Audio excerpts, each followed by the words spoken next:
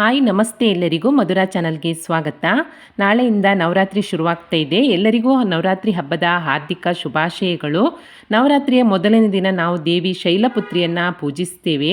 ಈ ಸಂದರ್ಭದಲ್ಲಿ ಸುಲಭವಾಗಿ ಮಾಡ್ಕೊಳ್ಬಹುದಾದಂತಹ ನೈವೇದ್ಯ ರೆಸಿಪಿಯನ್ನು ನಿಮ್ಮ ಜೊತೆ ಶೇರ್ ಮಾಡ್ಕೊಳ್ತಾ ಇದ್ದೇನೆ. ಬನ್ನಿ ನೋಡೋಣ ಹೇಗೆ ಮಾಡೋದಂತ. ಈ ಖಾರ ಪೊಂಗಲನ್ನು ಮಾಡಲಿಕ್ಕೋಸ್ಕರ ನಾನು ಅರ್ಧ ಕಪ್ ಆಗುವಷ್ಟು ಅಕ್ಕಿ ಹಾಗೆ ಅರ್ಧ ಕಪ್ ಆಗುವಷ್ಟು ಹೆಸರುಬೇಳೆಯನ್ನು ಒಂದು ಅರ್ಧ ಗಂಟೆ ನೆನೆಸಿ ಇಟ್ಕೊಂಡಿದ್ದೇನೆ. ಇವಾಗ ಎರಡನ್ನು ಚೆನ್ನಾಗಿ ತೊಳೆದ್ಬಿಟ್ಟು ಕುಕ್ಕರ್ಗೆ ಸೇರಿಸ್ಕೊಳ್ತಾ ಇದ್ದೇನೆ. ಅರ್ಧ ಕಪ್ ಅಕ್ಕಿ ಹಾಗೆ ಅರ್ಧ ಕಪ್ ಹೆಸರುಬೇಳೆಗೆ ನಾನಿಲ್ಲಿ 2.5 ಕಪ್ ಆಗುವಷ್ಟು ನೀರನ್ನು ಸೇರಿಸ್ಕೊಳ್ತಾ ಇದ್ದೇನೆ.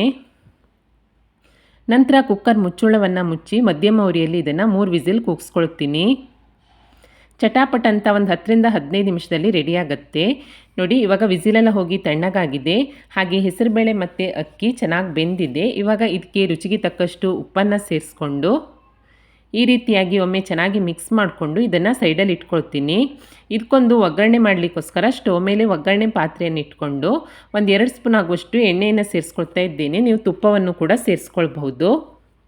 ಎಣ್ಣೆ ಕಾದ ನಂತರ ಸ್ವಲ್ಪ ಸಾಸಿವೆ, ಅರ್ಧ ಸ್ಪೂನ್ ಆಗುವಷ್ಟು ಕಾಳುಮೆಣಸು, ಅರ್ಧ ಸ್ಪೂನ್ ಜೀರಿಗೆ ಹಾಗೆ ಚಿಕ್ಕ ಶುಂಠಿಯನ್ನು ಈ ರೀತಿಯಾಗಿ ಜಜ್ಜಿಬಿಟ್ಟು ಒಗ್ಗರಣೆಗೆ ಸೇರಿಸ್ಕೊಳ್ತಾ ಇದ್ದೇನೆ. ಖಾರಕ್ಕೆ 1-2 ಹಸಿಮೆಣಸು, ಸ್ವಲ್ಪ ಕರಿಬೇವಿನ ಸೊಪ್ಪು ಹಾಗೆ ಸ್ವಲ್ಪ ಗೋಡಂಬಿಯನ್ನು ಸೇರಿಸ್ಕೊಂಡು ಒಗ್ಗರಣೆಯನ್ನು ಚೆನ್ನಾಗಿ ಫ್ರೈ ಮಾಡಿಕೊಂಡು ನಂತರ ನಾನು ಬೇಯಿಸಿ ಇಟ್ಕೊಂಡಿರುವಂತಹ ಅನ್ನ ಮತ್ತು ಹೆಸರುಬೇಳೆಗೆ ಸೇರಿಸ್ಕೊಂಡು ಚೆನ್ನಾಗಿ ಮಿಕ್ಸ್ ಮಾಡಿಕೊಂಡ್ರೆ ದೇವಿಯ ನೈವೇದ್ಯಕ್ಕೆ ರುಚಿಯಾದಂತಹ ಹಾಗೆ ತುಂಬಾ ಸಿಂಪಲ್ ಆದಂತಹ ಖಾರ ಪೊಂಗಲ್ ರೆಸಿಪಿ ರೆಡಿ ಆಗುತ್ತೆ. ನೋಡಿ, ಪಟಾಪಟ್ ಅಂತ ನಾವು ಬೇಗನೆ ಮಾಡ್ಕೊಳ್ಬೋದು, ಹಾಗೆ ತುಂಬಾ ರುಚಿ ಕೂಡ ಆಗಿರುತ್ತೆ.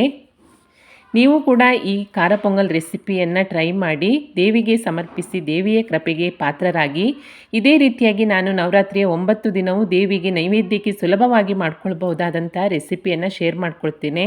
ಖಂಡಿತ ನೋಡಿ, ಸಪೋರ್ಟ್ ಮಾಡಿ. ಈ ರೆಸಿಪಿ ನಿಮಗೆ ಇಷ್ಟ ಆದಲ್ಲಿ ಲೈಕ್ ಮಾಡಿ, ಶೇರ್ ಮಾಡಿ ಹಾಗೆ ಕಮೆಂಟ್ ಮಾಡಿ. ಹೊಸದಾಗಿ ನಮ್ಮ ಚಾನಲ್ ನೋಡ್ತಾ ಇದ್ದರೆ ಸಬ್ಸ್ಕ್ರೈಬ್ ಮಾಡ್ಕೊಳ್ಳಿ. ಸಿಗೋಣ ಇನ್ನೊಂದು ನೈವೇದ್ಯ ರೆಸಿಪಿಯಲ್ಲಿ. Thank you for watching.